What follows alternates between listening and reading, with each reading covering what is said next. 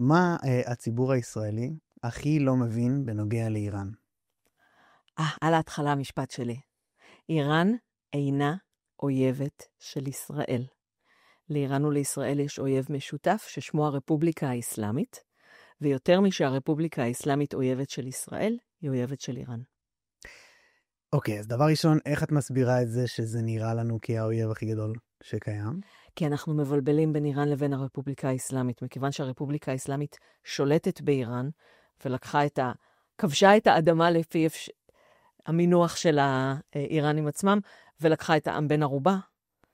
אז אנחנו מבלבלים בין השלטון לבין העם. וזה לא. כי באמת גם האויב הכי גדול של הרפובליקה האסלאמית זה העם האיראני.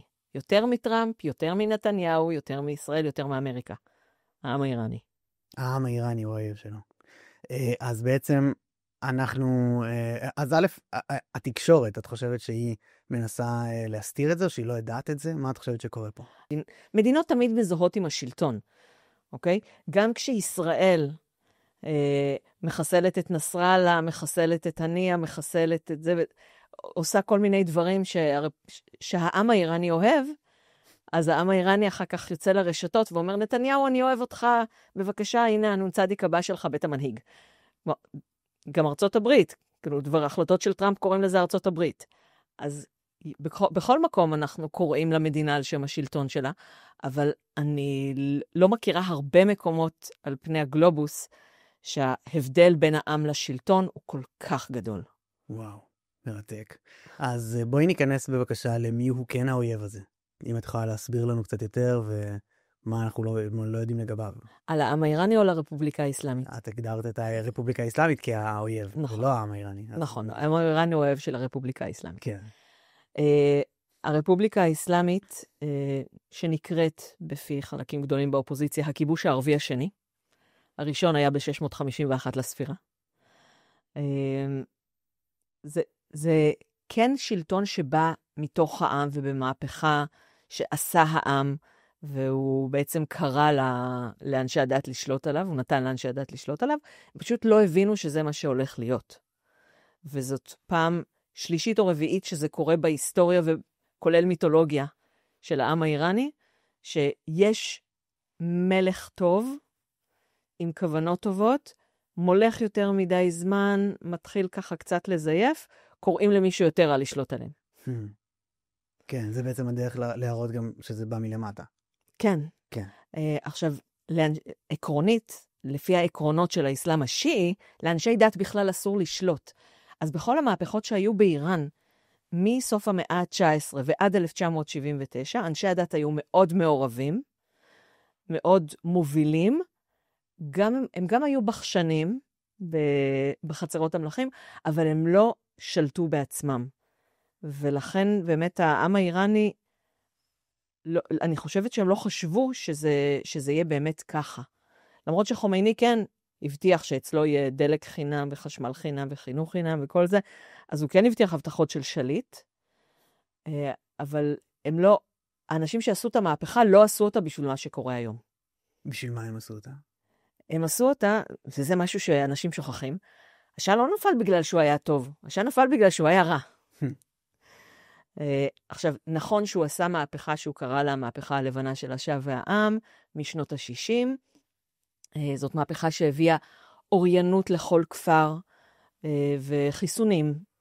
בגלל זה באיראן יש הרבה פחות התנגדות לחיסונים, כי הם זוכרים עדיין איך היה בלי. יש קצת, אבל פחות. היא הביאה המון השכלה. מה שהם לא חשבו, זה שאחר כך לכל המשכילים האלה יהיה צריך גם עבודה מתאימה. והמטרה האמיתית של השעה, חוץ מאשר לקדם את איראן ולמערב אותה, הייתה להוריד את מעמדם של אנשי הדת. וזה backfired. ועוד דבר, שהטעות מאוד מאוד גדולה של השעה, שלצערנו הרפובליקה האסלאמית למדה מהטעות הזאת ולא עושה כאלה, זה שבמקום לאסור את המתנגדים שלו, או להוציא אותם להורג כמו שעושים היום, הוא הגלה את חומייני. היו גם כאלה שנאסרו, זה לא שלא היו בכלל, כן? אבל את חומייני, האויב הכי גדול שלו, הוא הגלה. ואז מה שקרה לחומייני בגלות, בלי ויכוח של השעה, זה שהוא גדל וגדל וגדל, וב-1975 או 6, כשפתאום הותר לאיראנים לעלות לרגל לערי הקודש בעיראק בעקבות הסכם אלג'יר, אז זה הסכם שלום מאוד מאוד זמני שהיה בין איראן ועיראק. הם עלו לרגל לערי הקודש בעיראק. מי ישב בנג'ף? חומייני? הטכנולוגיה הכי הייטק בזמן הזה הייתה קלטות. הם חזרו עם קלטות, הפיצו אותם במסגדים. הם הפיצו אותם במסגדים. השאה לא נתן לארגוני הביון הזרים להיכנס למסגדים, כי זה העליב אותו. בגלל שהיו לו מתנגדים במסגדים, הוא לא נתן לארגוני הביון הזרים להיכנס למסגדים, ולכן, אחרי שהשאה עזב את איראן בינואר 1979, ומינה ראש ממשלה זמני, כלומר, הוא לא קרא לו זמני, אבל התברר שהוא היה מאוד מאוד זמני, ג'אפרול בכתיאר, אחד ממתנגדיו, אבל לא מתנגד מהפלג הדתי, אלא מהפלג האינטלקטואלי, ואותו ראש ממשלה בא לכל ארגוני הביון במערב, ואמר להם, בבקשה, תהרגו את חומייני. הוא ישב בצרפת לכמה חודשים לפני שהוא חזר, ואף אחד לא ידע מי חומייני ומה הסכנה בו, בגלל שארגוני הביון לא היו במסגדים. זה יוסי אלפר מספר בספרו מדינה בודדה, הוא היה ראש דסק פריפריה, אפילו לא היה דסק איראן במוסד, היה דסק פריפריה, שזה כל המדינות הידידותיות שמקיפות את מדינות ערב. והוא לא, כאילו היה שם איזה מישהו איראני אחד שאמר, לא, הוא לא כזה חשוב, ואותו דבר עם ה-MI6 ואותו דבר עם ה-CIA. בכתיאר פנה לכולם, והם לא הבינו את הסכנה.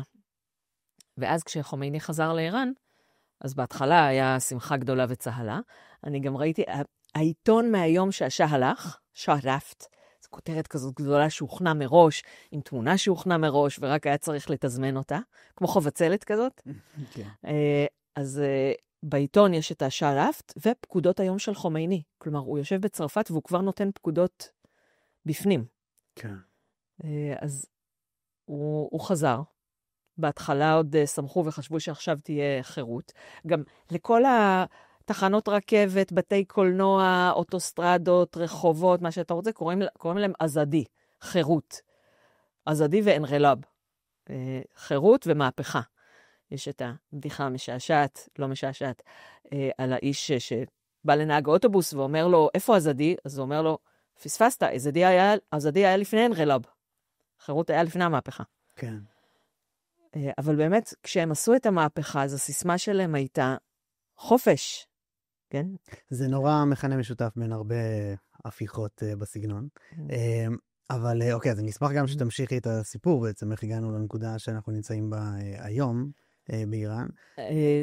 קודם כל, היה משאל עם, האם אתה בעד רפובליקה אסלאמית? קצת אחרי המהפכה. זה משאל עם שיותר מ-98%, יותר מכל המוסלמים באיראן, בטח יותר מכל הדתיים באיראן, 98.2 אם אני זוכרת נכון, הצביעו בעד רפובליקה אסלאמית. עכשיו, אני בהתחלה חשבתי שהיה זיוף בספירת הקולות, אחר כך דיברתי עם חבר שהיה שם, והלך להצביע, הוא התכוון להצביע נגד רפובליקה אסלאמית, אבל החיילים החמושים שבאו איתו עד הקלפי, שכנעו אותו אחרת. אז במעל 98% התקבלה החלטה לייסד רפובליקה אסלאמית, אז כנראה גם, לפחות לפי מה שאומרים בחבר'ה, התחילה המסורת של לזייף תוצאות בחירות.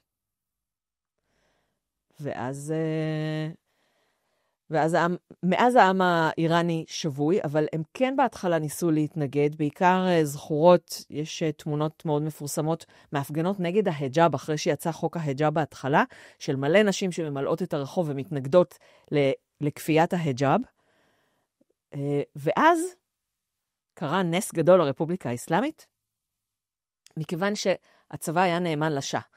אז רוב הקצינים הבכירים בצבא, במקרה הטוב הודחו, נכלאו, ברחו, הוגלו, נאסרו, הוצאו להורג, והיה צבא מאוד צעיר ומאוד חסר ניסיון. כלומר, הקצונה הבכירה הייתה ככה בת 20 וסדאם ניצל את ההזדמנות. הסכם אלג'יר לא החזיק מעמד הרבה זמן, אותו הסכם שלום, ובספטמבר 1980 הוא פולש לאיראן. המאבק שם הוא על נפט, כן? על נפט ועל מעבר על מעבר בנהר של סחורות, זה כלכלי. זה לא קשור לשיעים סונים, זה לא קשור לערבים איראנים, זה בנוסף, אלה קבוצות קונפליקט ידועות, אבל המלחמה התחילה, כן? על כסף, תכלס. והוא חשב שאם הוא פולש למחוז חוזסטן בהתחלה, שזה מחוז ערבי שגם רוצה עצמאות מאיראן עד עצם היום הזה, אז הם יהיו לצידו, אבל לא, הם לא יהיו לצידו.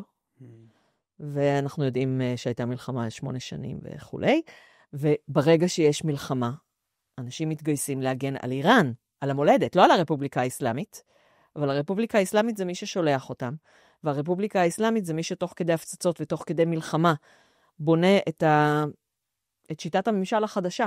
כלומר, עד שנגמרה המלחמה, החוקים כבר היו עובדות בשטח, הגופים שאוכפים אותם כבר היו עובדות בשטח, כל המערכת עם מועצת שומרי החוקה ומועצת המומחים והמועצה לקביעת האינטרס של המשטר, הכל כבר היה. אז זה היה מאוד קשה. למעשה אנחנו רואים עד היום שבלתי אפשרי, אבל אני עדיין מאמינה שאין דבר כזה בלתי אפשרי. אני לא יכולה להגיד לך אם זה יקרה מחר, מחרתיים או בעוד 50 שנה, אבל אני עוד לא שמעתי על אף מערכת שלטון, במיוחד כזאת שהתמיכה בה מאוד מאוד רעועה וקשורה בכסף. אני לא מאמינה שהם ישרדו לנצח. אני לא יודעת איך זה יסתיים, לא יודעת מתי, לא יודעת מה יהיה ביום שאחרי. יכול להיות שזה יהיה עוד יותר גרוע עבור העם האיראני. עקרונית ההיסטוריה מראה שהרבה פעמים זה יותר גרוע, הרבה פעמים זה גם יותר גרוע ואז נהיה יותר טוב. התקווה שלי, כן, זה שיש תמיד כאילו קיצוניות אחת, קיצוניות שנייה, ואז מוצאים איזשהו שיווי משקל, אז כבר הייתה קיצוניות אחת עם השעה, וכבר הייתה עכשיו את הקיצוניות של הרפובליקה האסלאמית, שהיא הדבר הכי רע שקרה לאסלאם באיראן. כי עכשיו כל האיראנים, לא, אין דבר כזה כל, אוקיי? גם כשאני אומרת כל, מעכשיו, אם אני אומרת כל האיראנים, זה אף פעם לא 100%, 90 מיליון אנשים, אין דבר שנכון לכולם. אנחנו 10 מיליון אנשים ואין דבר שנכון לכולנו. אז אותו דבר.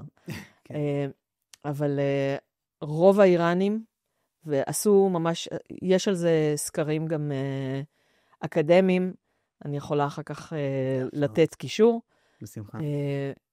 שמראים שאנשים עזבו את הדת, אנשים שלפני כך וכך שנים היו דתיים, בגלל הכפייה הדתית, הגיעו למצב שהם לא אומרים אנחנו מוסלמים חילונים. זה לא כמו שאנחנו יהודים חילונים. לא, אנחנו לא מוסלמים. זה מאוד קשה להם, לנו, להבין את המידה של השנאה שלהם לדעת, למרות שגם אצלנו יש תהליכים דומים. וואו. אבל אני מלמדת בין שלל עיסוקיי, אני גם מלמדת פרסית ואיראן בתיכון, תיכון השקמים בהוד השרון, והבאתי לתלמידים שלי בי"ב הרצאה באנגלית של ארמינה נבאבי, שהוא המנהיג של תנועה בשם ג'ומהוריה ביחודיין, רפובליקת האתאיסטים, שלפני שסגרו לו את העמוד בפייסבוק בעקבות תלונות של יותר מדי מוסלמים והינדים שהוא יצבן, היו לו 2 מיליון אנשים בתנועה שלו, וגם עכשיו יש לו פודקאסט, עם מלא עוקבים בכל הפלטפורמות, וטלגרם, ובקיצור, הוא איש חשוב. מנהיג אתאיסטי חשוב, כן.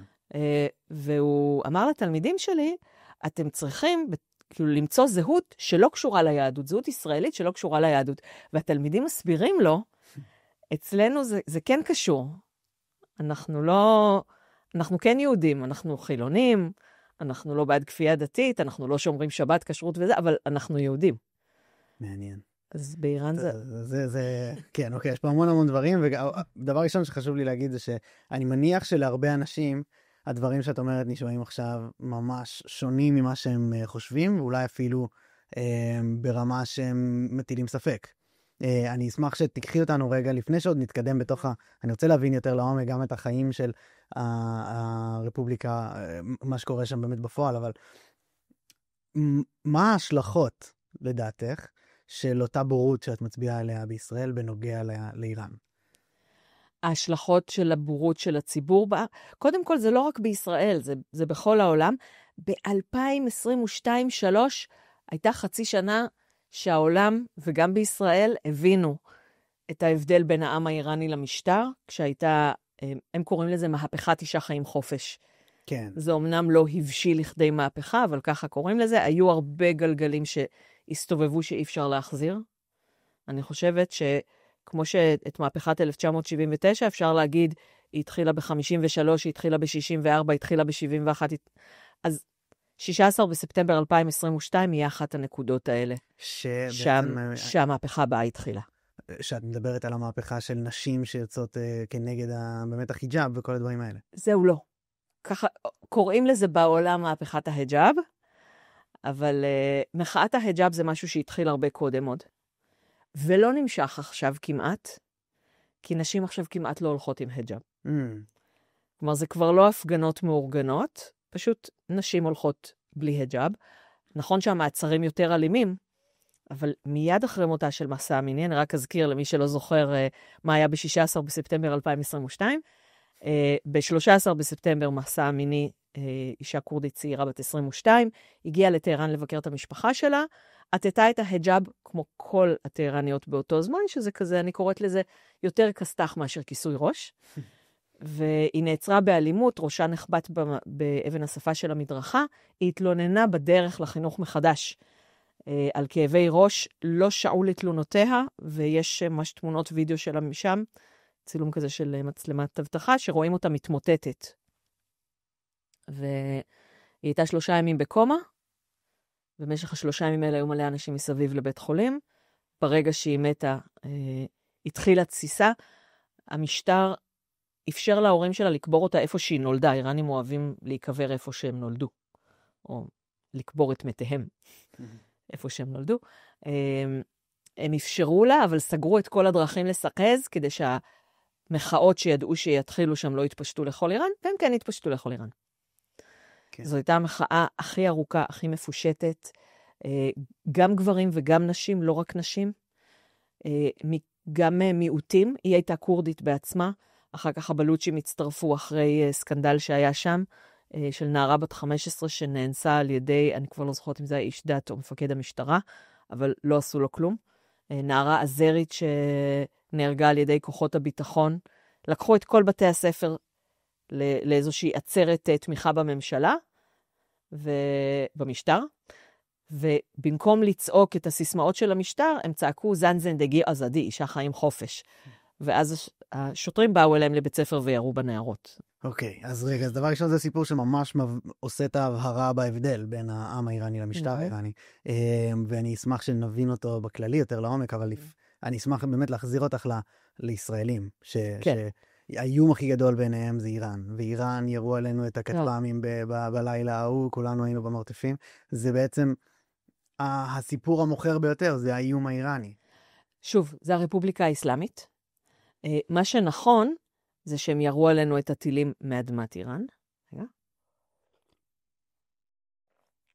והם ירו עלינו את הטילים ואת הכטב"מים וכולי מאדמת איראן. אגב, הכטב"מים היו כמה ימים לפני פסח, והם נתנו לנו מספיק זמן להטפיח לחם. איך ההיסטוריה חוזרת. אוקיי, אז כן, זה היה מאדמת איראן, אבל לא להתבלבל עם האיראנים. אז הייתה שם עליית מדרגה, כן. זה היה אחרי עליית מדרגה של ישראל, כאשר ב-1 באפריל 2024, חיסלנו 7 בכירי משמרות המהפכה במתחם דיפלומטי בדמשק. עכשיו, נכון שמה שהיה שם זה מפקדת כוח קוץ, שזה לא בדיוק פעילות דיפלומטית, אבל המתחם רשמית הוא דיפלומטי. אנחנו לא אמורים להפציץ מתחמים דיפלומטיים של מדינות אחרות. אני לא יודעת אם זה חוק או נורמה בינלאומית, אבל זה לא משהו שאמורים לעשות, זה בהחלט חציית קו. גם זה שזה היה 7 אנשים, זה שזה היה אחרי חיסול הנייה שלא נענה, ואחרי עוד כמה, לא סליחה, הנייה זה של אוקטובר. זה היה אחרי חיסול סולימני ב-2020 עוד, שלא ננקם. כאילו, כל הזמן יוצאים לתקשורת, אומרים, אנטרה מסכת, נקמה קשה, אבל התחילו, כאילו, מימין אומרים להם, מה קורה? אתם משפילים את הכבוד האיראני, משמאל צוחקים עליהם, אתם משפילים את הכבוד האיראני, של הרפובליקה האסלאמית, ומתנגדי המשטר גם שמחים מכל דבר כזה, זה גם היה בחג, שהמנהג שלו הוא שיוצאים לפארקים ולפיקניקים, והמשטר סגר את הפארקים כדי שהם לא יוכלו לעשות שם פיקניקים, אז עשו בצידי הדרך. אז הם אומרים, ישראל נתנה לנו את המתנה הכי טובה, וכל פעם שיש חיסול מאז קרסם סולימני, המינוח הוא קציצות, אז הם עשו לנו קציצות לחג. וואו. אז העם האיראני היה שמח, שהרפובליקה האסלאמית לא אהבה את זה. המבקרים מימין אמרו, מה עם הכבוד שלנו? והיו גם עוד כמה חיסולים קצת יותר קטנים נקרא לזה, במהלך דצמבר 23 עד וינואר 24, כולל מגה פיגוע ביורצייט של סולימני, שזה לא ישראל עשתה, זה דאעש עשה. אני מההתחלה ידעתי שזה לא ישראל, כי זה תרגט אזרחים. וישראל, אם היא יכולה, בעזה ובלבנון זה קצת יותר קשה בגלל ההפרדה היא כאילו מתחת, אבל באיראן ההפרדה היא לרוחב, אז ברפובליקה האסלאמית כל המתקפות של ישראל גם לא תרגטו אזרחים. אז ידעתי שזה לא ישראל בגלל זה, ואפילו חשדתי שזה דאעש, כי דאעש כבר הוציאו פיגועים בתוך איראן. אבל מבחינת הנרטיב של הרפובליקה האסלאמית, מי הקים את דאעש? אנחנו. באמת? כן. דאעש זה יציר של טראמפ ונתניהו. וואו. מבחינתם. כאילו כמה דברים אנחנו לא מבינים בנוגע אליהם. גם הם לא מבינים בנוגע אלינו בו. והם מוטים כלפינו, אוקיי. מה ההשלכות אבל? זהו, אז אני רק רוצה להגיד, אז הם היו חייבים לעשות גם לחצות, הם היו חייבים גם לחצות קו אדום, ושלחו עלינו את הכטב"מים מאדמת איראן, וטילים בליסטיים, וטילי אישיות וכל זה. היה המם הזה של כאילו, בזה אפשר להכין חמין, בזה אפשר להכין חביתה, בזה אפשר להכין... לא זוכר. איזה אוכל אפשר להכין עד שכטב"ם יגיע, איזה אפשר עד שתלשיות מגיע. נכון. אז מה בעצם אבל היו... אבל, שים לב, מה היו הנזקים? בשני המקרים מאוד לא רבים. נכון. עכשיו, זה כמובן פרשנות שלי של המציאות, יש כאלה שמפרשנים את זה אחרת, אני מודעת לקיומם, אני מכבדת את זכותו של כל אחד לפרשן את זה איך שהוא רוצה. הפרשנות שלי, שתי המוטיבציות העיקריות של הרפובליקה האסלאמית זה כבוד והישרדות. כאשר כבוד הוא חלק מהישרדות, כי כבוד מולנו ומול העם זה גם חלק מהישרדות. אבל חלק אחר של הישרדות זה לא להיכנס למלחמה שהם לא יודעים איך הם יצאו ממנה. וכשאני אומרת הם לא יודעים איך הם יצאו ממנה, אני לא מתכוונת באיזה מצב, אלא הם לא יכולים, הם לא יודעים מה הדרך בכלל. חוץ מזה שכנראה הברית הישראלית-אמריקאית סונית יותר חזקה מהרפובליקה האסלאמית. הם גם, יש להם את העם, את האויב מבפנים. ואם הם יהיו עסוקים במלחמה מבחוץ,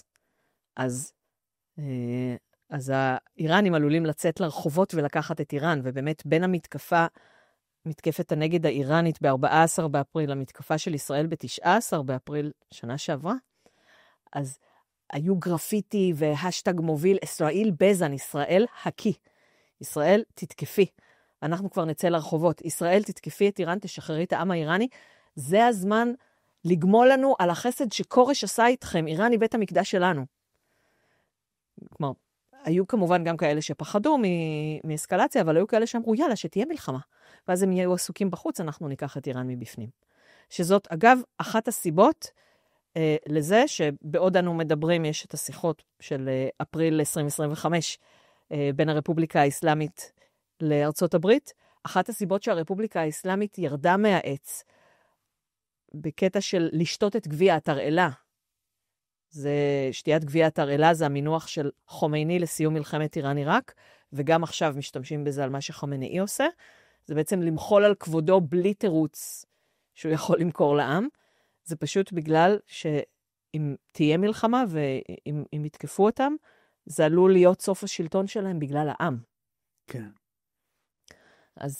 אז אנחנו עוד באפריל, כן? אז אומרים להם הכבוד, אז יש לי את הכבוד מצד אחד, את ההישרדות מהצד השני. הם היו חייבים להראות שהם כן עשו משהו, והם היו חייבים לחצות עוד קו אדום. בעיניי, שתי המתקפות שלהם היו מדודות בדיוק ליכולת ההכלה שלנו, ובשתי המתקפות, באחת הייתה נפגעת אחת, ילדה מוסלמית במקרה, שנפצעה קשה. היא יצאה כבר מבית החולים, עקבתי, דאגתי לה. ובפעם השנייה, באוקטובר, היה הרוג אחד, וגם הוא פלסטיני שברח ליריחו, כן, מעזה ליריחו. וכמובן שכל ישראל מיירטת טילים מעל כיפת הסלע, לא בדיוק עזר ליחס שלהם, אבל הם עשו את זה כדי, אני קוראת לזה נמוישי, בשביל להראות שהם עשו, אבל זה מדוד כדי שלא תהיה מתקפת נגד. כלומר, אני לא אומרת שזה מדוד בגלל שהם אנשים נורא נורא טובים שם למעלה. אם כי מפקד חיל האוויר חלל של משהם, משמרות המהפכה, התראיין בטלוויזיה, ואמר, אנחנו לא מתכוונים לפגוע באזרחים בישראל. אנחנו גם ראינו שהם כיוונו בעיקר לבסיסי חיל אוויר והאזור של הגבעה. כן. אז שוב, מה בעצם ההשלכות של חוסר ההבנה של הציבור בישראל את ההבדל הזה בין המשטר האיראני לעם האיראני? אני לא יודעת אם החוסר הבנה של הציבור כל כך כאילו משפיע ברמה המקרו, כן. ברמת המקרו, כי בסך הכל מי שמקבלים את ההחלטות זה המנהיגים. אבל אנחנו כן רואים את בנימין נתניהו מצהיר הרבה על האיום האיראני וכמה הוא הדבר הכי חשוב, ועל התת הציבור אולי. יש לי הרבה דברים רעים להגיד על ביבי, אני לא אגיד אותם. יש לי דבר טוב להגיד על ביבי, אני אגיד אותו. הוא מנהיג, אחד המנהיגים היחידים בעולם שמבחינים בין הרפובליקה האסלאמית לעם האיראני. כל כמה זמן הוא יוצא בפנייה ישירה לעם האיראני, ברשתות החברתיות, ובאמת הוא מבין שיש לנו בן ברית בעם האיראני, ושהרפובליקה האסלאמית היא האויב המשותף שלנו. הוא מבין את זה. ובנושא הזה זה באמת, כן, הוא שמקבל את ההחלטות, וגם ישראל, כמו שאמרתי, אם יש אפשרות להפריד בין מטרות צבאיות למטרות אזרחיות, אז היא לא פוגעת במטרות אזרחיות, כשעליאל אריג'ני, שהוא יועץ המנהיג לענייני חוץ או משהו כזה, היה בדמשק, ישראל הפציצה 4 בניינים ממנו, אבל לא אותו כי הוא דמות אזרחית. אז ישראל כן יודעת את זה ומתנהלת כן, בהתאם. הציבור בישראל, חלק יודעים וחלק לא. אחת השליחות שלי בחיים, כן, אני כל הזמן אומר, איראן היא מקצוע השליחות והאובססיה שלי. נשמח לשאול למה גם.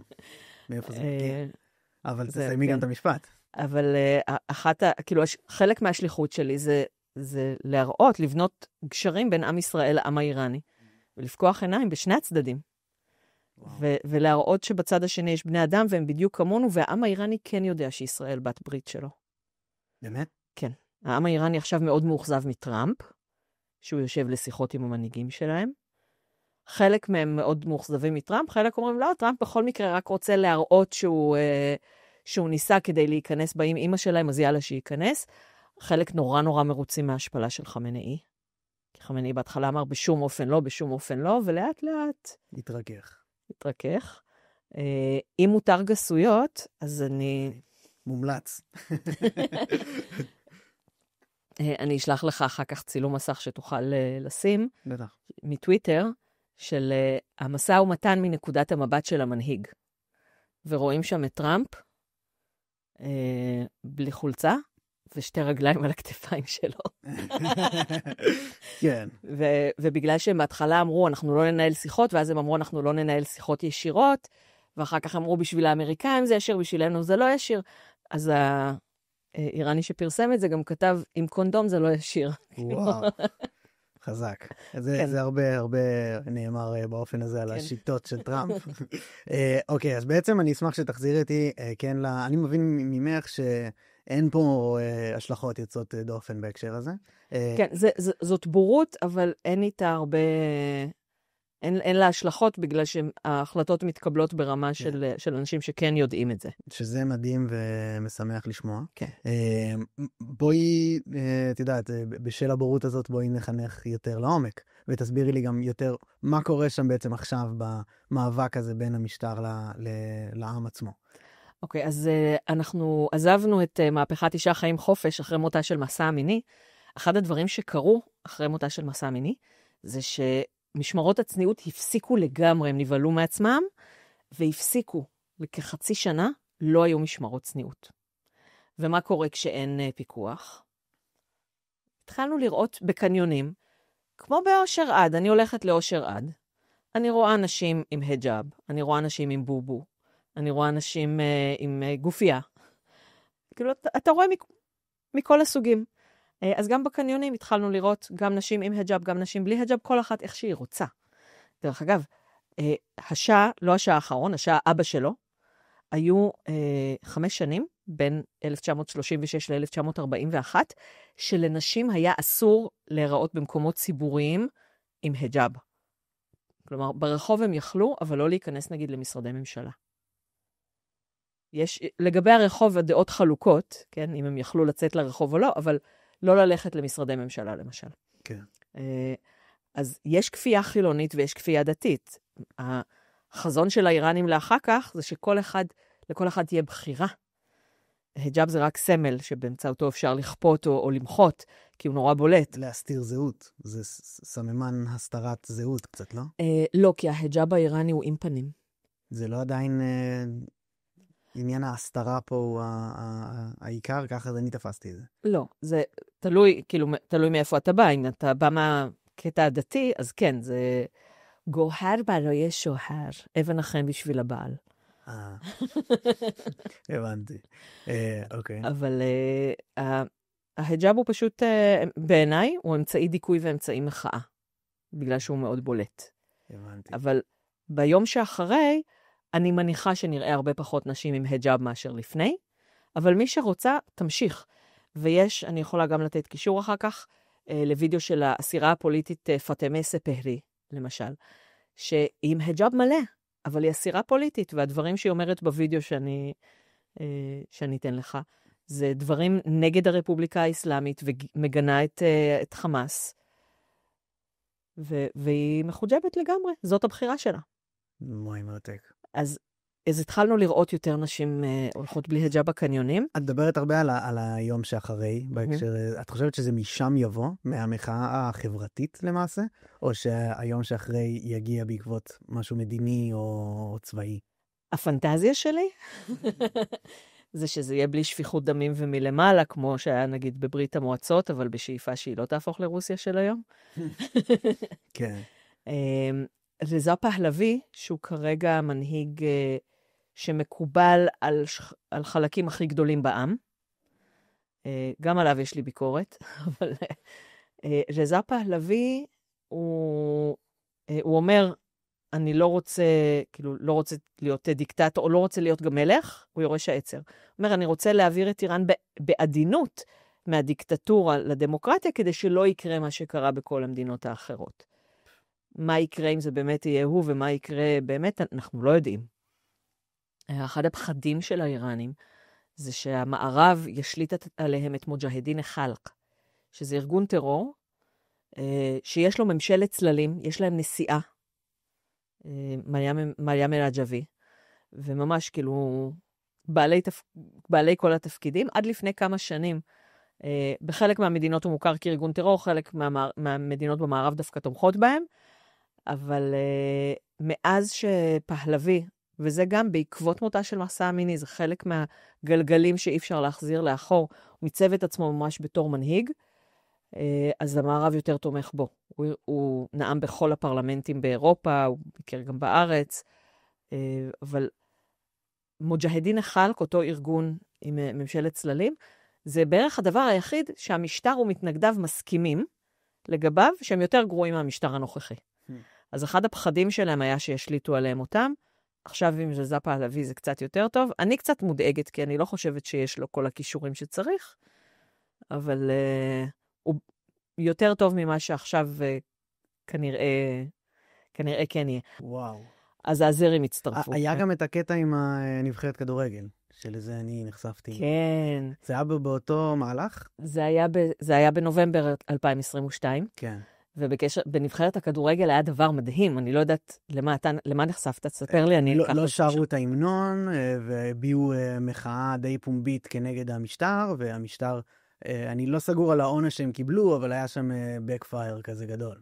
אז בואו נלך קצת אחורה, כן. אחר כך נלך קדימה ואחורה. קודם כל, כדורגל זה אחד הדברים הכי חשובים באיראן. כאילו, חלק מהזהות שלך, זה הקבוצה שאתה אוהד. כן. ומכיוון שאסור לנשים להיכנס לאצטדיונים למשחקים של גברים, אז הן עוד יותר רוצות. אז אם שמת לב במונדיאל, במשחקים של איראן, יש יותר נשים מאשר במשחקים אחרים, כי זה קטע של מחאה פוליטית, זה אפילו, אני לא יודעת אם באמת מעניין אותם האנשים שרצים שם אחרי הכדור, לא... כנראה שלא. אני לא יודעת, אולי כן, אולי הם גם מתעניינות בזה בעקבות, אבל אצטדיונים זה גם מקום פוליטי, ובעקבות מחאת אישה חיים חופש, אז גם היו שחקניות כדורסל שהצטלמו תמונה קבוצתית בלי היג'אב. הייתה מטפסת שטיפסה בלי היג'אב, אחר כך היא אמרה, הוא נפל לי כי היא בודדה, אבל קבוצתית. הייתה קבוצת פרספוליס, אני חושבת שהיא בראש הטבלה, או כאילו אחת ממובילות הטבלה, עלתה לשחק עם סרטי זרוע שחורים. קבוצת אסטרלל זכתה באליפות, הקפטן הניף את הגביע, והשחקנים נשארו ככה. כן. כלומר, ממש היו מחוות כאלה שהעם הרגיש שהספורטאים איתם, הספורטאים הרגישו שהם עם העם, ואז לקחו את הנבחרת להיפגש עם ראיסי, עם הנשיא. הם נתנו לו חולצה והצטלמו איתו, וכמה משחקני הנבחרת, רגע, אני לא יודעת איך לעשות את זה בלי לפגוע במיקרופון, עשו לו ככה. קוראים לזה תעזים, כאילו, השתחוו עם ידיים מוצלבות. נתנו לו כבוד, ואז העם התחיל להגיד, רגע, אתם נבחרת איראן או נבחרת הרפובליקה האסלאמית? כי אם אתם נבחרת הרפובליקה האסלאמית, אנחנו לא בעדכם. והתחילו ממש כאילו בכל הרשתות, אתם לא הנבחרת שלנו, אתם לא מייצגים אותנו, הלוואי שתפסידו.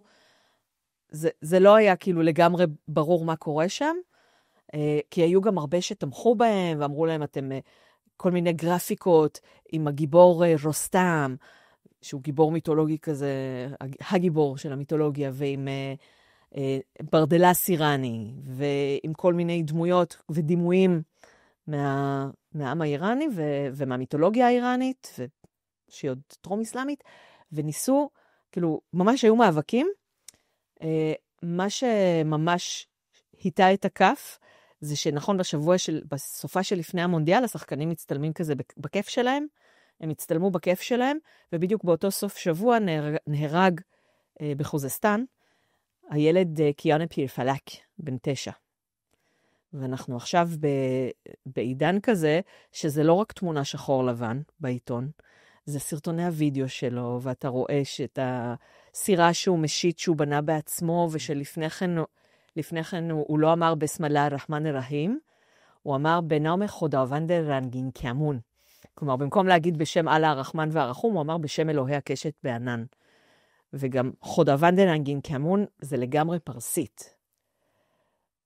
בניגוד לביסמלה שזה, כלומר, הוא היה, כל איראן התאבלה עליו, והשחקנים מעלים את התמונות שלהם בכיף מהמונדיאל, זה שבר את העם האיראני, ממש כאילו אמרו, זהו, אתם נבחרת הרפובליקה האסלאמית, אתם לא מייצגים אותנו.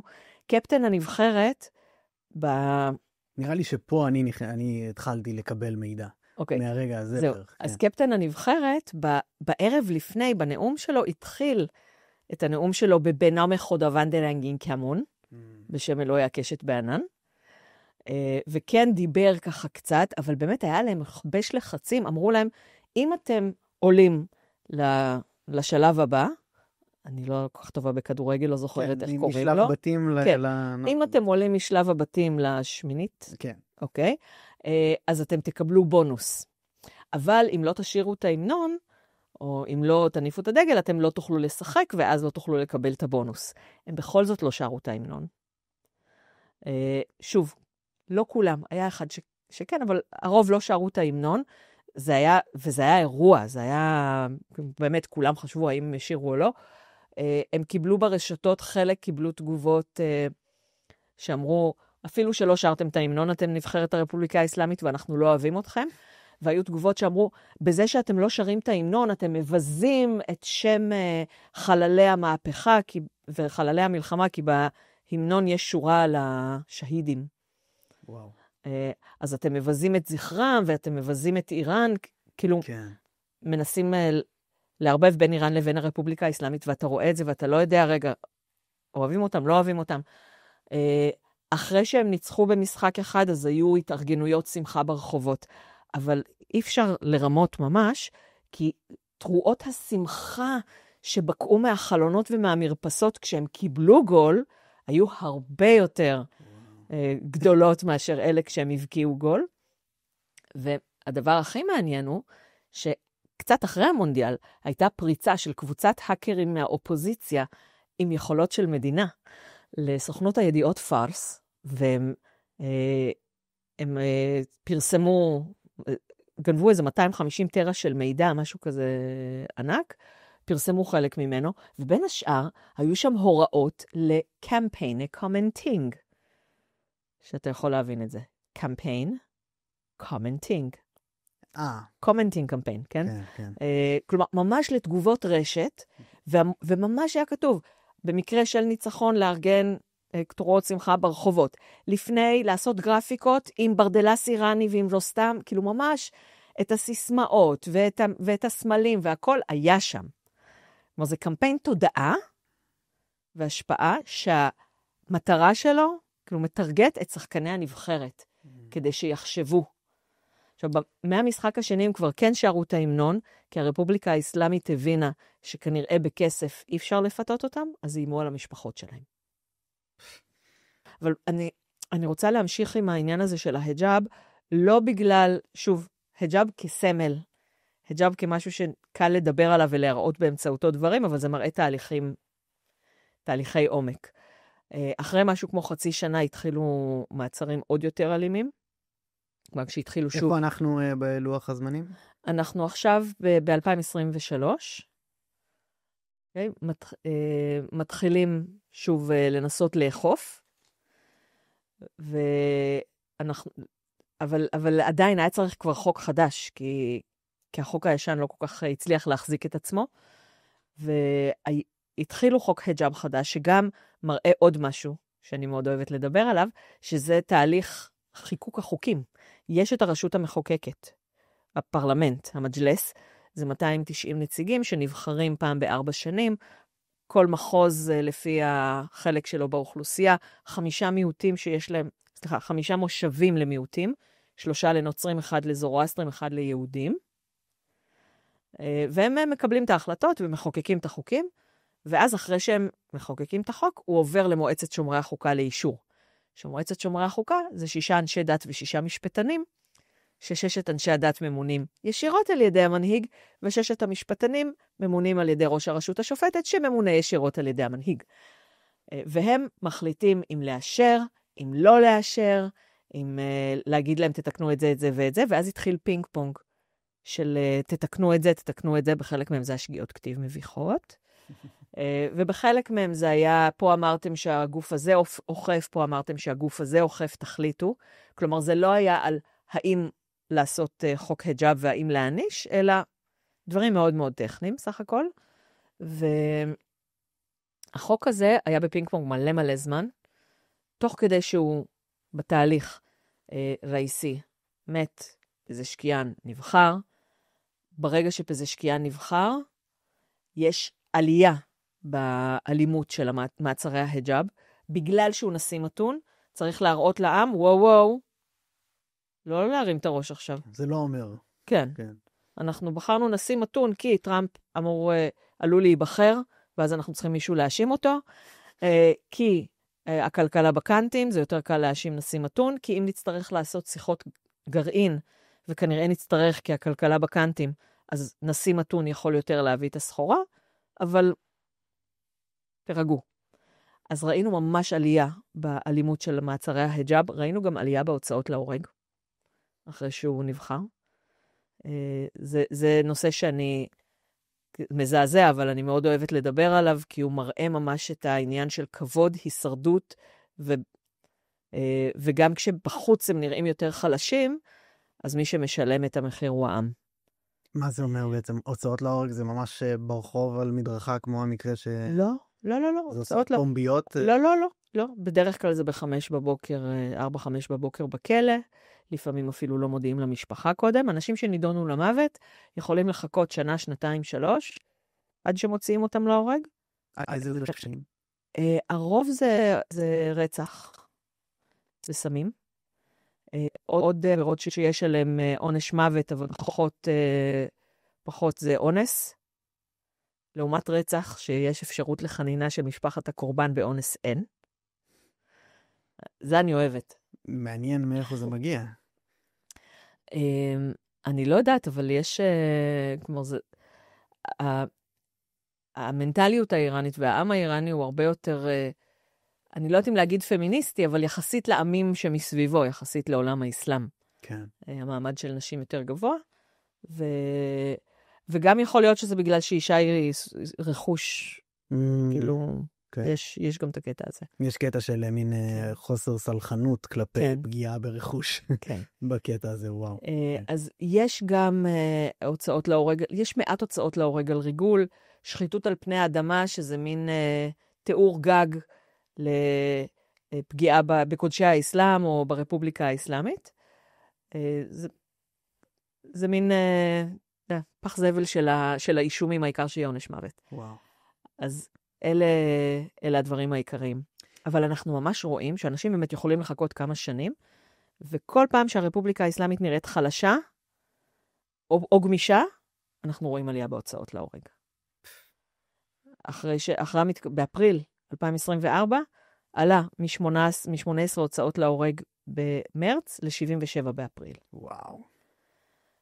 אז פזשקיאן זה לא היה, זה היה 55 אחרי שהוא נבחר, כי בכל זאת הייתה ירידה, אבל כן הייתה קפיצה אני חושבת גם 11 או 18 ביוני ל-55 ביולי. סוף יולי, היום האחרון של יולי, הנייה מחוסל. הרפובליקה האסלאמית אומרת אנטרה מסכת, לא נוקמת. בין השאר הייתה הדלפה. אני זוכרת שאנחנו עוד באמצע הסיפור, אנחנו נחזור לזה. בין השאר הייתה הדלפה שפזשקיאן בא לחמנאי וביקש ממנו לא לנקום מיד את חיסול הנייה, כדי לאפשר לו להתחיל את הכהונה שלו ברגל ימין. אני לא יודעת אם זה קרה באמת. גם אם זה היה קורה באמת וחמנאי לא היה רוצה, הוא לא היה עושה את זה. אבל זה טוב שיש נשיא מתון ושאפשר להדליף דברים כאלה. כן. אז אחרי חיסול הנייה, זה שוב קפץ אם אני זוכרת נכון, 90 ומשהו, 96, 98. גם המספרים לא מדויקים, כי הרפובליקה האסלאמית לא אומרת. זה הכל מאסירים ומשפחות. ארגוני זכויות אדם שמבררים מאסירים ומשפחות. אחר כך בספטמבר הייתה ירידה ממש קטנה, ובאוקטובר, שזה 27 בספטמבר חיסול נסראללה, 1 באוקטובר המתקפה האיראנית השנייה, שכאמור גר פלסטיני אחד ביריחו, מתקפת הנגד של ישראל, וזה היה חודש מאוד קשה לרפובליקה האסלאמית, 166 הוצאות להורג. אז דיברנו על, התחלנו באכיפה, הגענו לזה מהאכיפה של ההיג'אב אחרי שפזשקיאן נבחר, ואנחנו ממשיכים בפינג פונג הזה, כן, עם ההיג'אב. חוק ההיג'אב היה אמור להיכנס לתוקפו ב-13 בדצמבר, חוק ההיג'אב החדש. שהוא היה הרבה יותר דרקוני מהקודם, אכיפה מגיל 12, עד 15 שנות מאסר, יותר מלכות, כי מלכות שוט זה עונש לגיטימי באיראן על כל עבירה, כנס יותר גבוה, אפשרות לאיסור יציאה מהארץ, איסור על עבודה, כאילו שהיא לא תוכל לעבוד במקומות מסודרים, ממש כאילו הגבלות כאלה, ואפשרות לשופט לפסוק שחיתות על פני האדמה, על עבירות היג'אב קשות, שאנחנו כבר יודעים מה זה שחיתות על פני האדמה. זה עונש מוות. ארגוני זכויות אדם בכל העולם התחננו בפני הרפובליקה האסלאמית לא להכניס את החוק הזה לתוקף. פזשקיאן, בשבוע שלפני, אמר, אל תכניסו את החוק הזה לתוקף, זה יוציא את האנשים לרחובות. ובהתחלה המג'לס אמר, אנחנו כן נכניס אותו לתוקף, אנחנו נכניס אותו לתוקף, הרי מי זה פזשקיאן? ואז, 8 בדצמבר, אסד נפל. עכשיו, נפילת אסד הייתה בעצם אבן הדומינו האחרונה. המכה הקשה ביותר הייתה חיסול נסראללה, כי נסראללה זה, כלומר, כן, הביפרים ונסראללה והחלשת חזבאללה באופן כללי, אבל נסראללה, יש מסמך שהודלף באוקטובר 2022, שנסראללה אומר, אני שולח לכם כך וכך אלפי חיילים, כדי לעזור לכם להתמודד עם המפגינים שלכם, כי אין מספיק איראנים שיסכימו להרביץ לאיראנים אחרים שמפגינים נגד המשטר. אז מי שמרביץ להם ברחוב, זה לבנונים, זה עיראקים, זה שכירי חרב. וואו. גם החברים שלי מ-2009, שהפגינו ב-2009, אמרו שמי שהרביץ להם ברחוב דיבר ביניהם ערבית לבנונית. גם עדויות משירז 2019, קוראים לזה נובמבר העקוב מדם, 4 נכונין. גם אז היו עדויות שאנשים שהרביצו להם ברחובות דיברו ביניהם ערבית לבנונית. אז פתאום אין את לבנון, אין מי שיעזור לדכא את המהומות.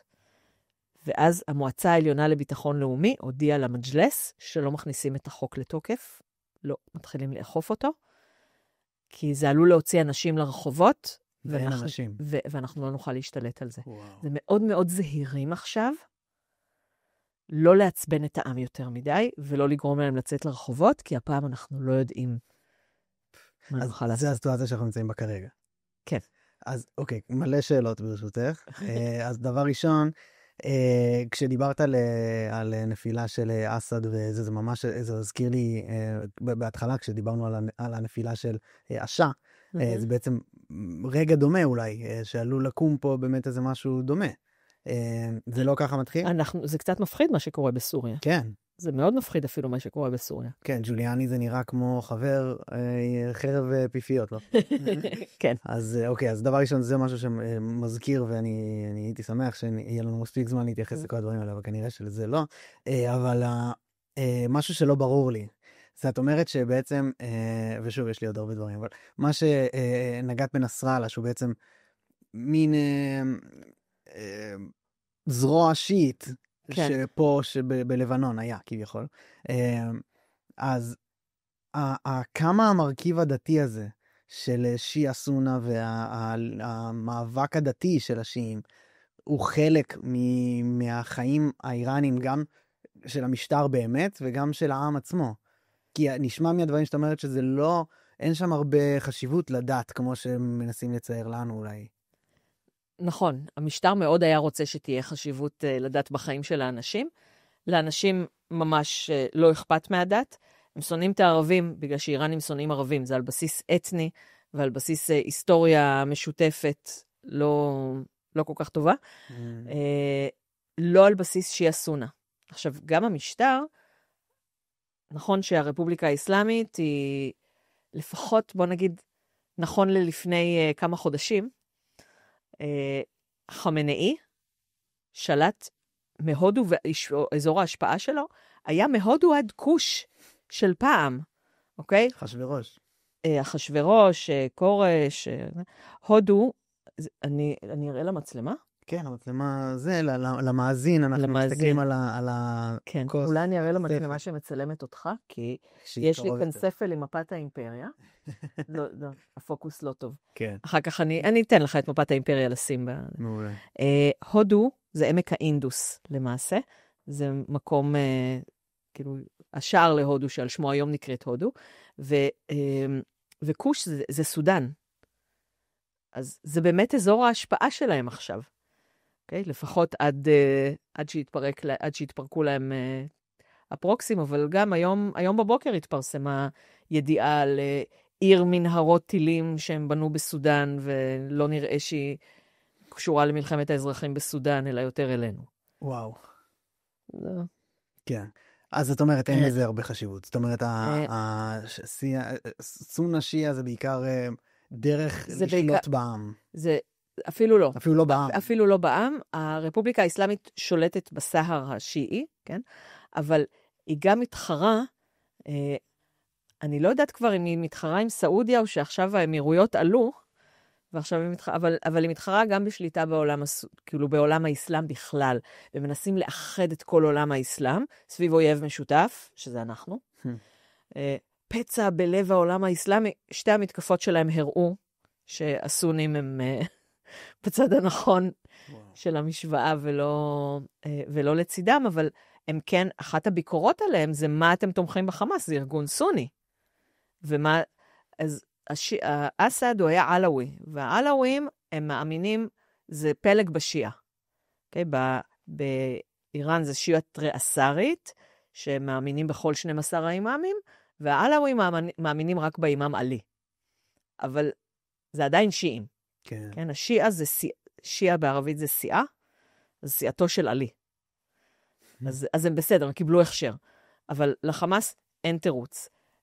למה אתם, הרבה מהביקורת שאני שומעת מהם, למה הם משקיעים את כספי המיסים שלי ואת כספי אוצרות הטבע שלי בלבנון, שנשים הולכות שם לים עם ביקיני? כלומר, אפילו עם חזבאללה שיעי, הם אומרים שהם עוזרים ללבנון. אז כאילו מצד אחד אתם אומרים סונים שיעים, מצד שני, כאילו זה ערבים שהאיראנים שונאים אותם, ומצד שני זה סונים שהשיעים אמורים לשנוא אותם. זה הכסף שלנו. בהפגנות כבר איזה 20 שנה, אחת הסיסמאות שחוזרות כל הזמן, זה נקזה, נא לובנון, ג'אנם פדאיה איראן, לא עזה, לא לבנון, נשמתי קודש לאיראן. וואו. שלאחרונה, בעשור האחרון ככה, לפעמים מוסיפים לזה נא ימן, נא ג'ולן. שזה בדיוק מה שצף כרגע. כן. וואו, מרתק. זהו, אז הפרוקסי, חשוב להבין, זה לא רק שמזרימים להם כספים כדי להשמיד את ישראל לכאורה, והלכאורה הזה זה בגלל שאם הם ישמידו את ישראל, ביום שאחרי אין להם לגיטימציה לשלוט, אין להם אויב לנסות לאחד מסביבות העם, אין להם כאילו, למי הם יאשימו בריגול, אין להם מסך עשן להגיד all eyes on Rafah, אז אף אחד לא מסתכל על מספר ההוצאות להורג אצלנו. כאילו, הם צריכים אותנו. אז הם לא ייתנו לנו באמת לחטוף מכות קשות. אנחנו נכס. נכס. וואו, זה מטורף להבין את זה. אני אשמח שתסבירי לי עוד משהו שנגעת פה בקטנה בנוגע לאחיזת עיניים של השלטון בנוגע אלינו. אמרת שבעצם דאעש זה משהו שאומרים שטראמפ ונתניהו הקימו? וסולימני חיסל. מה בדיוק הסיפור שם? איך אומרים? התעמולה, סיפור התעמולה. דאעש הוא אויב של איראן. זה כן סונים ושיעים. דאעש הוא ארגון סוני קיצוני, והרפובליקה האסלאמית היא שיעית, איראן בגדול גם רובה שיעית, כן? כן. אלה שכן מגדירים את עצמם מוסלמים, אז הרוב הם מוסלמים שיעים. גם יש לי חברים שאומרים, נולדתי למשפחה שיעית ליברלית, אבל אני חסר דת. אז דאעש היה איום אמיתי על הגבול, זה לא כמו ישראל, שזה איזשהו איום אי שם, ששולחים להם את הכסף שלנו, ומקבלים חיילים להרביץ לנו ברחובות. דאעש באמת איים על איראן, הוציא פיגועים בתוך איראן, באמצעות אזרחים איראנים סונים. כלומר, הקבוצות הבדלניות, שתי הקבוצות הבדלניות העיקריות, שגם עושות פעילות טרור בתוך המדינה, הם סוניות. זה הקורדים בצפון מערב, כן? והבלוצ'ים בדרום מזרח. אז כן יש את העניין השיעי סוני, אבל רוב העם, שהוא חילוני, באמת... זה לא מעניין אותו. כן. אבל כן... אבל דאעש, אבל אלה שהוציאו פיגועים בשם דאעש, היו קורדים אזרחי איראן, כלומר, לא היה צריך דרכונים, לא היה צריך שום... אבל הם היו בעצם, כן בשם הדת האסלאמית הסונית, רצו לפגוע במשטר השיעי. זהו, שזה כן ולא, אוקיי?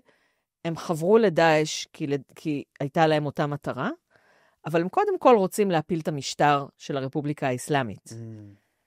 כלומר, לדאעש, נכון שהוא גם אויב גם שלנו, בעיקרון, לא הגיע עד אלינו, תודה לאל, אבל אלא אם כן אתה מחשיב את חמאס כדאעש. אבל הוא ממש איים להם על הגבולות, והיו פיגועים בתוך איראן, ועוד הפיגוע ביורצייט של סולימני, אז המלחמה נגדו כן נחשבת לגיטימית. ולכן סולימני בקטע הזה כן היה גיבור אפילו בעיני תומכי משטר, כי מיגור דאעש זה בנפשנו. אבל איפה פה נכנס המרכיב הזה של ישראל הקימה את דאעש? אם זה נגד הרפובליקה האסלאמית, אז ברור שישראל הקימה אותו. יש איזה... הוא גם נכנס בוואקום הרי של סדאם חוסיין. שמי הפיל את סדאם חוסיין? המערב. אז הנה, אחת הסיבות שהרפובליקה האסלאמית כל כך רוצה להיאחז בפרויקט הגרעין שלה ולא רוצה לוותר עליו בכלל, זה שהם ראו שליטים אחרים, כאילו מה קרה לשליטים אחרים שוויתרו. אז גם הם ראו מה קרה לסדאם חוסיין וגם קדאפי, שוויתר על פרויקט הגרעין שלו, והחברים איראנים שלחו לי וידאו של הסוף שלו, שאני לא ראיתי, הם אמרו לי מה יש בו, אבל לא רציתי לראות. אבל זה תמונות מאוד קשות, אפילו שהוא היה איש רע ומגיע לו אולי, אבל... כן, אנחנו בעידן מאוד גרפי, כן. אפשר להימנע. ואיראנים אוהבים גרפי, כאילו אתה יכול לראות בטוויטר האיראני בכל ההפגנות, כאילו גופות, הם שמים תמונות של גופות, מרוטשות, דם, פרצופים. וואו, אוקיי, טוב, אז עוד דבר משהו שבא לי שנבהיר, זה בעצם היחס של העם האיראני והמשטר האיראני לשביעי לעשירי. איך הם תופסים את זה, האם יש הבדל, והאם הם מקבלים את המידע המלא? מה בדיוק קורה שם? קודם כל ברור שיש הבדל, זה פחות או יותר הפוך, כן? 7 באוקטובר עצמו, חמנאי וכאילו כל בכירי המשטר התבטאו, אנחנו מנשקים את ידיהם ואת מצחם של מתכנני המבצע ההירואי הזה, כל הכבוד לכם, אנחנו לא השתתפנו בו. כל הכבוד, עשיתם את זה בעצמכם, בלי שום עזרה מאיתנו, אנחנו מאוד שמחים על זה. בדיוק כמו שהיה עם ההצהרה של נסראללה. כן. אותו דבר. כן, כן, כלומר, מאוד הרחיקו את עצמם מזה. עכשיו, אני כל הזמן אומרת, בסדר? אני אגיד לך עכשיו מה התיאוריה שלי. אם יימצאו מסמכים שסותרים את זה, אני אשנה את דעתי. אנשים, אנחנו בונים את ראיית העולם שלנו על סמך מה שיש. כן. בינתיים, כל מה שהיה, כל מה שמצאו, כן, תומך במה שאמרתי מההתחלה. לדעתי בעולם, ביקום מקביל, שבו חמאס אמר לרפובליקה האסלאמית, אנחנו רוצים לעשות את 7 באוקטובר, הם היו מורידים אותה מזה. עכשיו, או שזה לא היה קורה בגלל שאיראן הייתה הרבה יותר מצויחת מהחמאס, כלומר, ישבו עליה מודיעינית יותר, ואם זה היה עובר בצינורות שאפשר להפיק מהם מודיעין, אז לדעתי היכולות שלנו, שלא לדבר על זה שכנראה יש לנו גם יומינט די טוב בתוך איראן, כן. כי חיסול הנייה למשל, אומרים שזה היה אנשי משמרות המהפכה שהופעלו על ידי ישראל. כן, כן. שוב, אומרים, אני לא יושבת בשום פורום של מקבלי החלטות, אני לא חשופה לחומר מסווג. אומרים שפחות או יותר 3 אנשים ידעו איפה הוא נמצא, אז כן. כאילו זה חייב להיות מישהו כן. כזה. כן. כן. לא, רק ואני אומרת לשלטונות הרפובליקה האסלאמית שידעו, שאני לא חשופה לחומר מסווג ואני לא יודעת. עכשיו, הסיבה השנייה שהם היו אומרים להם לא, זה ששוב, השנאה לישראל, זה כמו זה שהם נורא רוצים שהמשיח יבוא, האימאם הנעלם שהוא יחזור, אבל לא במשמרת שלנו. כי לפני שהאימאם הנעלם יחזור, זה מלחמת גוג ומגוג, ובלגן גדול, לא כרגע. אנחנו רוצים, זו השאיפה שלנו הכי גדולה, אבל הזמן לא מתאים.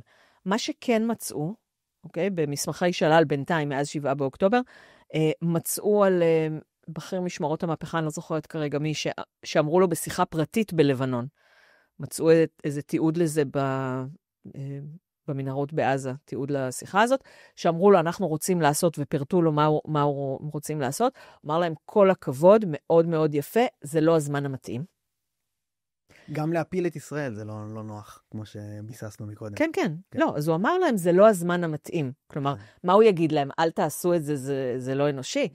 הוא צריך, כאילו צריך איכשהו לשמור על הפסון. כן, חשבתי שתגידי מה הוא יגיד להם, זה רע לביזנס. כן. הוא לא יכול, כן, אני מבין. והדבר השני, שסינואר ביקש מאיזדי, גם בכיר משמרות המהפכה, $500 מיליון כדי להשמיד את ישראל, ואיזדי אמר לו, מעולה, אנחנו נעביר לכם כסף, למרות שהמצב הכלכלי באיראן קשה. אני לא זוכרת שיש הוכחות לזה ש$500 מיליון הועברו. יש הרבה מיליארדי דולרים שהועברו ממדינה תומכת טרור אחרת. קטר. כן. כן, אבל א', לא הבנתי מתוך הדברים שאת אומרת, מה העם האיראני חושב, זהו, אבל אוקיי. רק אגיד... זה היה על המשטר כן, בינתיים. אז אני רק אגיד כן על המשטר, שמרדכי קידר, הנהדר, היה פה בעצם כ-40 יום אחרי המתקפה בשביל העשירי בעצם, והוא הסביר והביא גם דוגמאות והוכחות לזה שבעצם לא רק שהם אמרו לו לסינואר, המשטר האיראני, אל תעשה את זה, הם ניתקו איתו יחסים לאחר ביצוע המתקפה, זאת אומרת זה היה אפילו עונש של ניתוק. אני מאוד אוהבת את מוטי קידר, אני מאוד שמחה שמצאתי משהו שאני מסכימה איתו. אני חושב שיש הרבה, תתפלאי, כן. ממה ששמעתי עד כה. לא, אנחנו חברים טובים. כן. בלי קשר גם להיותנו מזרחנים. כן. לא ידעתי שיש לנו כל כך הרבה נקודות. אז מה בעצם? לא, אבל אני מסכימה עם זה, ובנובמבר 2023, כשהניה בא לחמנאי לבקש תגבורת, אז חמנאי אמר לו, לא, אתם העלבתם אותנו. אתם עשיתם, אחרי כל הכסף וההדרכה והאינדוקטרינציה והאמל"ח והאנשים שלכם שבאו ללמוד אצלנו ואנשים שלנו, אחרי כל הדברים האלה אתם עושים את זה בלי להודיע לנו? אנחנו לא נעזור לכם. כן, בגידה. לדעתי זה גם בגלל הפגיעה בכבוד שלהם. כן, כבוד. וגם בשבוע שאחרי, אנחנו מתחילים להיכנס פה למה העם חושב. בשבוע שאחרי 7 באוקטובר, אחד ההשטגים המובילים בטוויטר היה מנם ביד ברם, גם אני צריך ללכת. כלומר, אם המנהיג אומר, אני עכשיו עולה או עולה על מטוס, זה גם בנים וגם בנות כתבו את זה, ובפרסית אין מין דקדוקי, אז זה צריך או צריכה ללכת, עולה על מטוס, טסה לעזה, להילחם שכם אל שכם עם החמאס נגד ישראל. מלא מלא מלא מלא. במשחק כדורגל.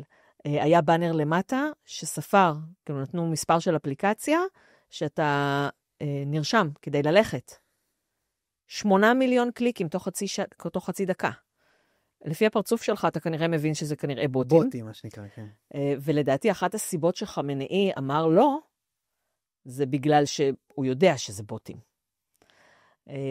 הייתה הפגנה גדולה שערכו בטהרן לתמיכה בחמאס. היא לא הייתה גדולה. ליתר דיוק, אף אחד לא בא. היה כנס בשם עזה המדוכא העוצמתי, שערכו במסגד ענק, שאתה רואה שני אנשים, מאוד מביך. מי מרים את ההפגנות האלה? זהו, שזה לא היה, כשהמשטר בעצמו, כאילו כשהמנהיג מרים, אז מביאים אוטובוסים מבתי ספר, ממקומות עבודה, מחלקים טרופית, מחלקים סנדוויץ', דואגים שיהיה פריים מלא מאופק עד אופק, ואם הוא לא מלא מאופק עד אופק, דואגים שלא תהיה תקשורת ולתת תמונות מהלוויה של קסם סולימני, כדי שיראה. כן. אבל ההפגנה הזאת והכנס לא היו מאורגנים מספיק טוב, והאישיות הבכירה ביותר בכנס הייתה שר התחבורה.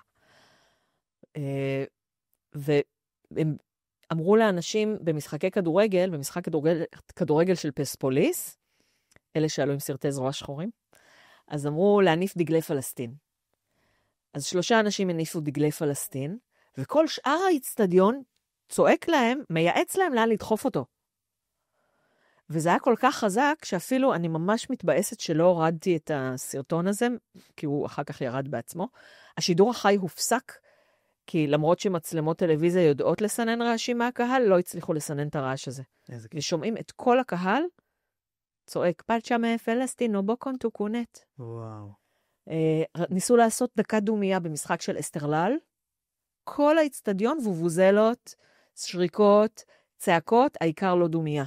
זה חזר אחר כך עם הקציצות מאפריל, 7 קציצות מדמשק, ניסו לעשות דקה דומיה, כל האצטדיון שריקות ובוזות. מה ההסבר הזה לזה? מבחינתם, מה הרציונל של העם? זה הבעת התנגדות למשטר. זה בעצם הבעת התנגדות למשטר, הבנתי. עכשיו, גם... הם לא באמת אכפת להם מדי, כן ופלסטין, לא פלסטין. לא, הם שונאים את הפלסטינים, אבל... שונאים את הפלסטינים? הם שונאים את הפלסטינים גם כי הם שונאים, גם כי הם זוכרים להם שבמלחמת איראן עיראק הם היו בעד סדאם. גם כי הם לוקחים את כל הכסף שלהם. הבנתי. ולמלחמה לא שלהם בכלל. וכל הסנקציות זה בגלל המלחמות האלה ופעילות הטרור. ומבחינתם חלק גדול מהמסכנות שלהם זה בגלל הפלסטינים ובגלל התמיכה של המשטר בפלסטינים. אז כל הבעת התנגדות לפלסטינים ותמיכה בישראל, זה בעצם התנגדות למשטר. היו על פאטמה ספרי, סיפרתי לך. כן. שהיא אסירה פוליטית, היא יצאה מבית חולים לטיפול. יצאה מהכלא לטיפול בבית חולים. היא חזרה אחר כך לכלא. יודעים כאילו מי ומה היא תשלם, כנראה שילמה על זה. תלמידי בית ספר, סרטוני וידאו עם תלמידי בית ספר, שהכרוז צועק להם, מר גבר ישראל, מוות לישראל, והם עונים לו, מר גבר פלסטין. וואו. ותלמידי בית ספר שלא הסכימו לצעוק מר גבר ישראל, אז כדרו אותם, עשו להם לשבת לקום במגרש המסדרים שעה, והם לא הסכימו לצעוק. ועוד כל מיני, הקטע שאני הכי אוהבת, אני גם אשלח לך שתשים קטע מיוטיוב, ראש התאחדות הקולנוע האיראני, בהספד על שחקן, שזאת לוויה, זה לא אירוע פוליטי. היא עולה על הבמה, והיא אומרת, אנחנו נשארנו במדינה הזאת, כי אנחנו אוהבים אותה, ואנחנו אוהבים את האדמה ואת האנשים, היא מתכוונת כאילו אחרי המהפכה, לא?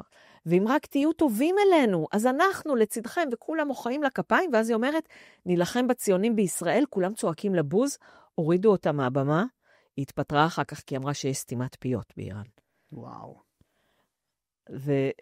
ואלה כמה דוגמאות, וזה של אנשים בתוך איראן, זה שמחוץ לאיראן כל האיראנים הפגינו בעד ישראל ונגד חמאס, הם לא הסתכנו בזה. אבל גם בתוך איראן, כשהם כן מסתכנים, היו מלא גילויים כאלה של הזדהות עם ישראל. גם אחרי 7 באוקטובר כמובן קיבלתי המון תגובות מזועזעות ובכי מאיראנים. 3 שבועות אחרי 7 באוקטובר נמצאה גופתה של התצפיתנית שיראל חיימפור, וסבא שלה הספיד אותה באספהנית ובפרסית. וכל האינטרנט האיראני בכה עליה. רזה פהלוי, יורש העצר, הספיד אותה בטוויטר. ובציור קיר של האומן היהודי-איראני-אמריקאי, אומן חלילי, יש את הגיבורות של איראן, אז יש את מסע המיני כמובן הכי גדולה, ולידה שיראל. וואו. כלומר, היא נהייתה גיבורת תרבות שם, וכל כשהחזירו את שירי אריאל וכפיר ביבס, כל האינטרנט האיראני, ישראל תסליית, זה היה השטג מוביל, ישראל ניחומים. כולם בחרו איתם, עשו עליהם גרפיקות. וואו, מרתק בטירוף. אני, בגלל קוצר בזמן, נראה פה שאנחנו יכולים להמשיך 7 שעות, זה מרתק בטירוף. אבל אני אשאל 2 שאלות אחרונות, שאני נראה איך ניגע בהם. קודם כל, משהו שממש לא הבנתי, איך בעצם, אולי זה, טוב, זה פרק שלם נוסף, אבל אני לא מצליח להבין לגמרי כמה החיים שם תחת המשטר האיראני קשים. כי העם האיראני שונא את המשטר ומתבטא כנגדו, ויש הוצאות להורג, והמון דברים, את אומרת שהם רק הוציאו לי את הדברים מהקשר. אני לא לגמרי הצלחתי להבין. והשאלה השנייה, אני חושב שאנחנו נצליח לצלוח אותה בלי פוליטיקה, היא בעצם, האם בגלל המיקום שלנו גם, האם משהו כזה יכול לקרות פה? ואני באמת חושב שזה לא פוליטי. אז נתחיל בשאלה שלך על איך זה לחיות. אני לא שם, כן? אני ניזונה מקורות, כן. ממקורות.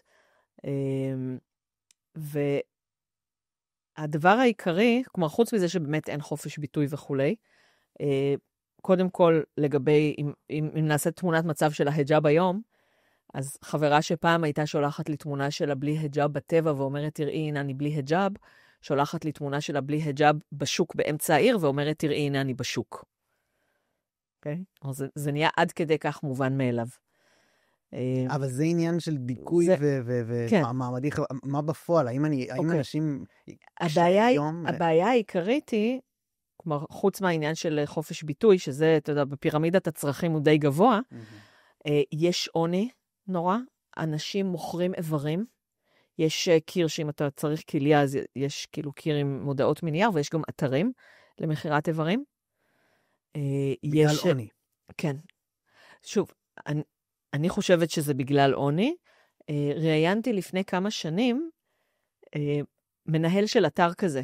ראיינתי אותו בפרסית, בסקייפ, כאילו ממספר חיצוני, אבל לא הסכמתי להגיד לו מאיזו מדינה אני, ויכול להיות שהוא חשב, או שהוא חשב שאני מהמשטר, או שהוא, לא יודעת, אני לא יודעת אם הוא אמר לי את האמת, בסדר? הוא אמר, לא, אנשים לא באמת מתכוונים למכור כליים, רק רוצים לעשות מעשה טוב, וכאילו, ויש ערבות הדדית, אנשים לא ייתנו אחד לשני ליפול, ולא ייתנו אחד לשני לרעוב.